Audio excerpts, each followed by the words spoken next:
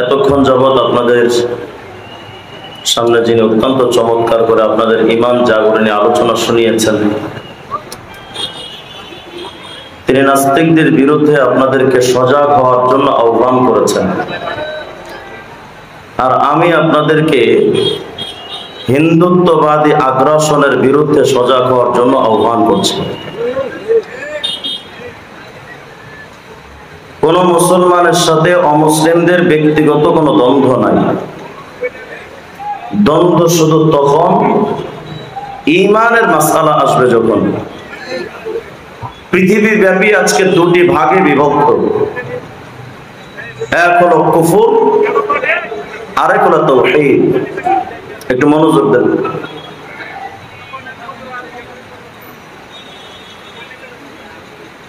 এক হলো কুফরি শক্তি, আরেকটা হলো তাওহীদবাদী শক্তি।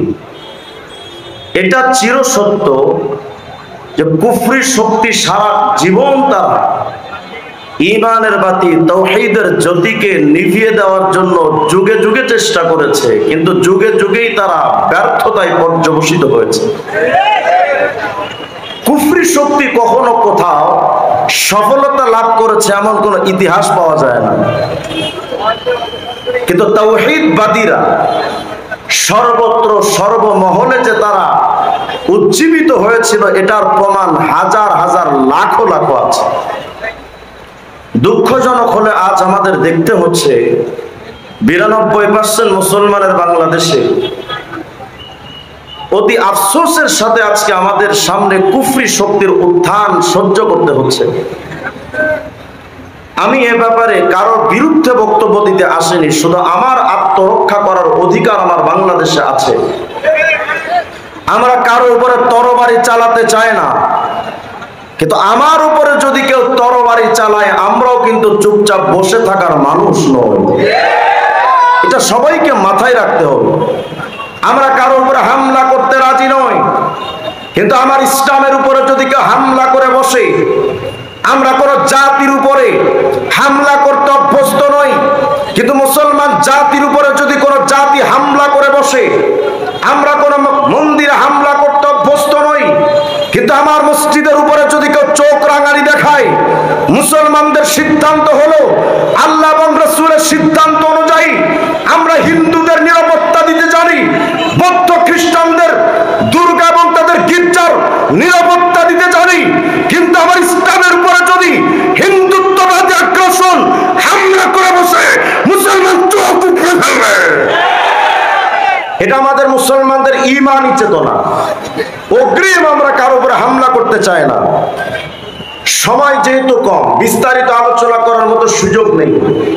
আমি শুধু ইসলামে অমুসলিমদের অধিকার কি এই বিষয়ে সামান্য কয়েকটা আয়াত আর কয়েকটা হাদিস বলে আমার আলোচনা ইতি টানবো। বাকি আলোচনাটা একটু মনোযোগ দিয়ে শুনবেন, কারণ আমাদের উপরে অনেকের এই বিরূপ ধারণা থাকতে পারে যে আমরা মনে হয় উগ্রবাদী, আমরা মনে হয় জঙ্গিবাদী, আমরা মনে হয় মানুষকে উস্কাতে বেশি ভালোবাসি, কিন্তু আসলেই বাস্তবতাটা কি এটা জানা দরকার। ইসলামের মূল থিমটা কি অমুসলিমদের ব্যাপারে, এ ব্যাপারে যদি আমি আপনাদের সামনে আয়াত এবং হাদিস পেশ করতে থাকি, অসংখ্য আয়াত এবং হাদিস দেওয়া যাবে। সামান্য কয়েকটা আয়াত এবং হাদিস আপনাদের সামনে পেশ করি। দেখুন, বুখারী শরীফের 10 নম্বর হাদিসের মধ্যে রাসূল করিম আলাইহিস সালাম বলেছেন, আল মুসলিমু মান সালিমাল মুসলিমুনা মিন লিসানিহি ওয়া ইয়াদিহি। মুসলমান হলো সে যার হাতের দ্বারা, জবানের দ্বারা অন্য কেউ কষ্ট পাবে না, সেই হলো মুসলমান। যারা মুহাদ্দিসিনে কেরাম আছেন তারা ভালো করেই বুঝবেন, এই হাদিসটা মুতলাক, মুকাইয়াদ না, কোনো কয়েদ নাই। তার মানে রাসূল আরবির হাদিস থেকে বোঝা যায় তোমার হাতের দ্বারা আরে জবানের দ্বারা মুসলমানও নিরাপত্তার সাথে থাকতে হবে, বেঈমানদেরও নিরাপত্তা দিতে হবে। যদি না দিতে পারো তাহলে তুমি প্রকৃত মুসলমান হতে পারবে না। আরেক হাদিসের মধ্যে রাসূল করিম আলাইহিস সালাম বলেন, লা ইউমিনু আহাদুকুম হাত্তা ইয়ামানা জারুহু বাওয়াইকা।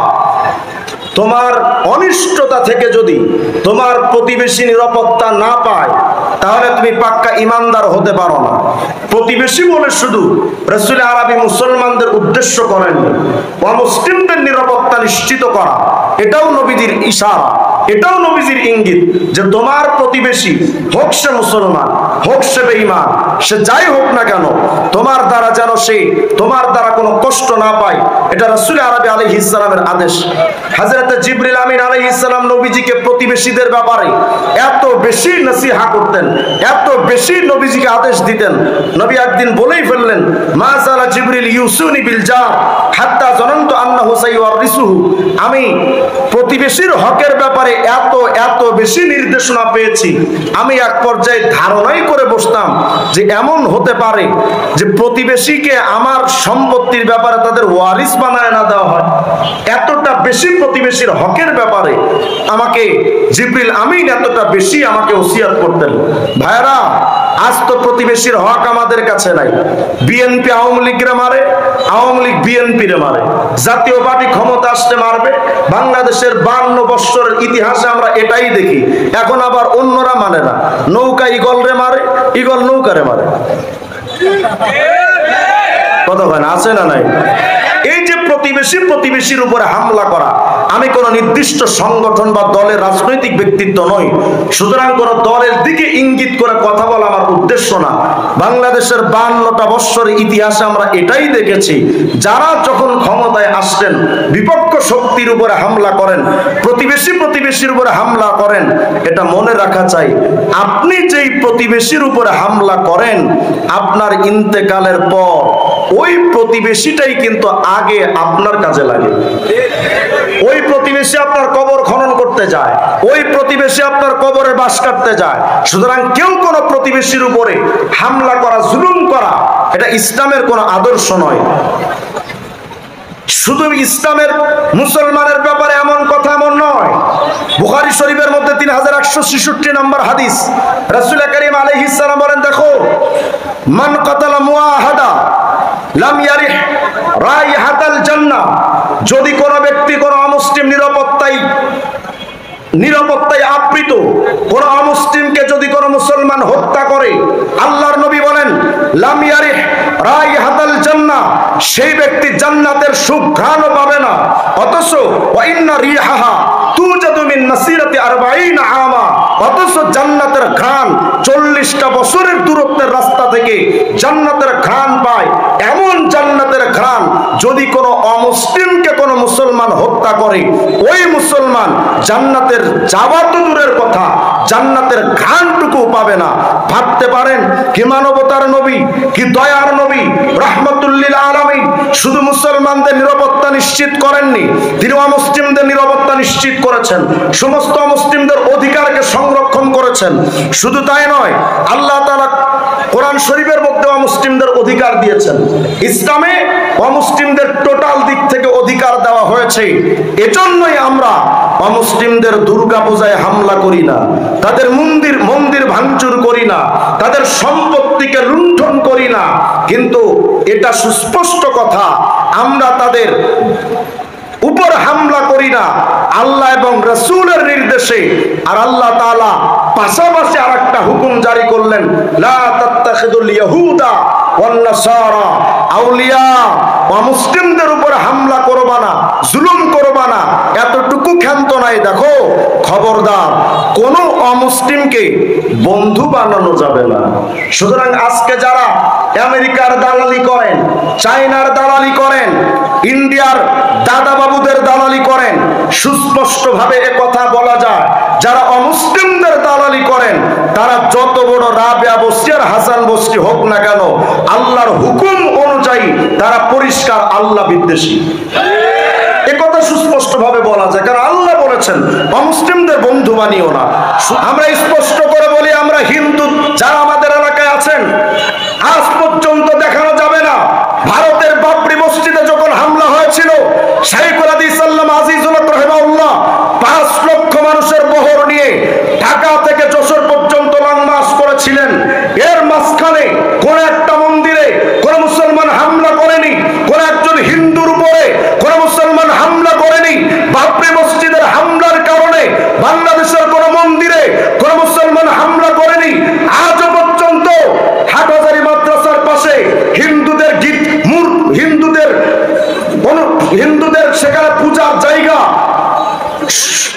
মন্দিরটা মাথা উঁচু করে দাঁড়িয়ে আছে, অনেক সময় অনেক আলেমরা সেটা নিরাপত্তা দেয়। কিন্তু আল্লাহর কসম করে বলি, আমার বাংলাদেশের মুসলমানদের ইমানি দুর্বলতার সুযোগ নিয়ে যদি আমার পায়ের উপরে পা রেখে ঝগড়া করতে আসো, এমন লাথি খাবা ইন্ডিয়া ভাগা টাইম পাবো না। আমরা কোন মুসলমান অমুসলিমদের উপরে, আরে এটা তো আমার সাংবিধানিক অধিকার, আমার সংবিধান আমার অধিকার দিয়েছে, আমরা আমাদের বিধান নিয়ে বেঁচে থাকবো, আমরা আমাদের কথা বলতে পারবো, আমরা আমাদের দাবি করতে পারবো। কিন্তু আমাদের এই দাবিটাকে আমার যদি রাজনৈতিক বক্তব্য হিসেবে ধরে নেন, তাহলে আজকে আপনারা দেখেছেন মধুখালীতে যেই অন্যায় ভাবে আমার মুসলিম যুবকদেরকে হত্যা শহীদ করা হয়েছে, মুসলমানরা তো নীরব আছে। আমি এ ব্যাপারে যাওয়ার আগে আর দুটি আয়াত আর হাদিস আপনাদের সামনে পেশ করি। দেখেন, কোরআনে কারীমের মধ্যে আল্লাহ পাক বলেছেন, লা ইয়ানহাকুমুল্লাহু আনিল্লাযীনা লাম ইউকাতিলুকুম ফিদ-দীন ওয়া লাম ইখরিজুকুম মিন দিয়ারিকুম আন তাবাররুহুম ওয়া তুকসিতু ইলাইহিম ইন্নাল্লাহা ইউহিব্বুল মুকসিতিন। আল্লাহ বলেছেন, যদি কোনো অমুসলিম তোমাদেরকে তোমাদের ঘর থেকে বের করে না দেয়, যদি কোনো অমুসলিম তোমাদের উপরে জুলুম না করে, আল্লাহ বলেন খবরদার তাদের উপরে তোমরা অন্যায় করো না, তাদের উপরে কোনো জুলুম করো না। কোন অমুসলিম যদি অন্যায় না করে তার উপরে তুমি জুলুম করতে পারো না। আল্লাহ পাক স্পষ্ট করে কোরআন শরীফের আয়াতে বলেছেন। শুধু তাই নয়, আবু দাউদের 3052 নম্বর হাদিস দেখেন, রাসূল করিম বলেছেন, আলা মান যালামা মুআহাদান আও ইনতাকাসাহু আও কাল্লাফাহু ফাওকা তাআতিহি আও আখাযা মিনহু শাইআন বিগাইরি তিবি নাফসিন। নবী বলেছেন, তোমার অধীনস্থ কোন মুসলিম যদি থাকে, খবরদার তার সম্পত্তি জোর করে দখল করো না। কোন মুসলিম যদি তোমার এলাকায় থাকে, জোর জবরদস্তি করে তার উপরে কোনো কিছু তুমি চাপিয়ে দিতে পারো না। কেউ কোন মুসলিমের উপরে জুলুম করতে পারো না। এটা আমার নবীর আদেশ। এজন্যই আমরা কোন মুসলিমকে কষ্ট দিই না, আমরা কোন মুসলিমদের মন্দিরে হামলা করি না, কোন গির্জায় হামলা করি না, কোন প্যারোডে হামলা করি না। এটা আমাদের ঈমান, নবীর হুকুম ফরমান রক্ষা করার জন্য, ঈমান হেফাজতের জন্য আমরা কোন মুসলিমের উপরে হামলা করি না। কিন্তু এটা সুস্পষ্ট কথা, নবীর আদেশ যেমন তাদের নিরাপত্তা দাও, আল্লাহর আদেশ যেমন তাদের নিরাপত্তা দাও, সেই আল্লাহর আরেকটা বিধানও কিন্তু আছে। আল্লাহ বলেছেন, ওয়াকাতিলু ফি সাবিলিল্লাহ আল্লাযীনা ইউকাতিলুনাকুম ওয়া লা তা'তাদু। খবরদার তোমাদের বিরুদ্ধে যারা যুদ্ধ করবে, তোমরাও তাদের বিরুদ্ধে যুদ্ধ করবা। সুতরাং সুস্পষ্ট কথা এটা যে আমরা কোন মুসলিমের উপর অন্যায়ভাবে হামলা করতে চাই না। কিন্তু কোন মুসলিম যদি আমাদের গলার উপরে ছুরি চালায়, আমাদের পায়ের উপর পা রেখে যদি ঝগড়া করতে আসে, আমার মা বোনদের ইজ্জত নিয়ে যদি কোন মুসলিম টানাটানি করে, আমার কোন যুবককে যদি মিথ্যা অপবাদ দিয়া যদি তাদেরকে শহীদ করতে হয়, শহীদ করা হয়, আর তাদেরকে যদি গ্রেফতার আপনারা না করেন, এটা মনে রাখবেন মুসলমানদের ঈমানি চেতনা। আমি আপনাদের শুনিয়ে যাচ্ছি, ফরিদপুরের মধুখালী যেই মেম্বার আর চেয়ারম্যান আর যাদের মাধ্যমে মুসলমানদের শহীদ করা হয়েছে, তাদের যদি মৃত্যুদণ্ড না দেন, মুসলমানরা কিন্তু নিশ্চিত ভেবে নিয়েছে ওদের আর রক্ষা হবে না। ওদের যদি আপনারা মৃত্যুদণ্ড না দেন, এটা আমি চ্যালেঞ্জ করে বলতে পারি, ওই মেম্বার, ওই চেয়ারম্যান, ওই হত্যাকারী হিন্দুরা নিরাপত্তার সাথে রাস্তায় হাঁটতে পারবে না। হয়তো আপনারা বিচার করবেন, নইলে জাতি বিচার করে ছেড়ে দিবে। আজকে আমাদের মাথার পায়ের উপরে পা রেখে মাঝে মধ্যে আমাদের উপরে হুমকি দেওয়া হয়। কখনো বলা হচ্ছে সিলেট থেকে খুলনা পর্যন্ত বিরাট একটা অঞ্চল নাকি দাদারা দখল করবে, তারা বলে এটা নাকি তাদের সম্পত্তি। আমরা স্পষ্ট করে এটাও বলেছি, 30 লক্ষ মানুষের জীবনের বিনিময় অর্জিত যেই স্বাধীনতা, 2 লক্ষ মায়ের ইজ্জত ভুলণ্ঠিত হওয়ার পর অর্জিত আমার যেই স্বাধীনতার 1 ইঞ্চি মাটি যদি তোমরা দাদারা দখল করতে আসো, এমন পিটানি খাইবা 2 টাইম পাওয়া হবে। এই মাটি আমার, এই মাটি আমার গর্বের, এই মাটি আমার ইসলামের। এই মাটি নিয়ে ষড়যন্ত্র করলে এটা তো বরদাস্ত করা যায় না। আশ্চর্য হয়ে বলতে হয়, আজকে মুসলমানদের উপরে চড়াও হওয়ার জন্য শত চেষ্টা করা হচ্ছে। ফলাফল কি হবে? তোমরা আমাদের বিরুদ্ধে যুদ্ধের ডাক দিবা, আর মুসলমানরা গজওয়ে হিন্দের ডাক দিবে। এই তো শেষ ফলাফল। আর আমরা তো তার অপেক্ষায় আছি, আলহামদুলিল্লাহ। কবে সেই সময়টা আসবে আমরা তো সেটার জন্য প্রতীক্ষায় আছি। এজন্য আমরা স্পষ্ট করে বলি, হিন্দু মুসলিম দাঙ্গা লাগার জন্য মাঝখানে যারা প্রচেষ্টা প্রচেষ্টা চালাচ্ছে তারা মুসলমানেরও কেউ না, হিন্দুদের কেউ না, তারা তৃতীয় পক্ষ কোন শক্তি যারা মুসলমান আর হিন্দুদের মধ্যে দাঙ্গা লাগাতে চায়। সুতরাং এদেরকে তো কঠোর হস্তে দমন করা দরকার। যদি এদেরকে কঠোর হস্তে দমন না করা যায়, আজ হোক কাল হোক এরা বাংলাদেশ সহ আমার আশ্চর্য হবেন আপনারা, আমার বাংলাদেশে একটা সংগঠন আছে যারা অখণ্ড ভারত প্রতিষ্ঠার আন্দোলনে তারা চেষ্টা করে। অখণ্ড ভারত মানে কি জানেন? এই বাংলাদেশ পাকিস্তান আর ভারত এক হবে আবার, তার মানে আমার বাংলাদেশের স্বাধীনতা থাকবে না। আমার বাংলাদেশের কখনো সেন্ট মার্টিনের দ্বীপ নিয়ে ষড়যন্ত্র করা হয়, কখনো ইদানিং আপনারা দেখেছেন চট্টগ্রামের পাহাড়ি অঞ্চলে কিছু কিছু সেখানে দস্যু তৈরি হয়েছে যারা সরকার মানে না, তাদের সরকার আলাদা, তাদের হুকুম আলাদা, তাদের সব কিছু আলাদা।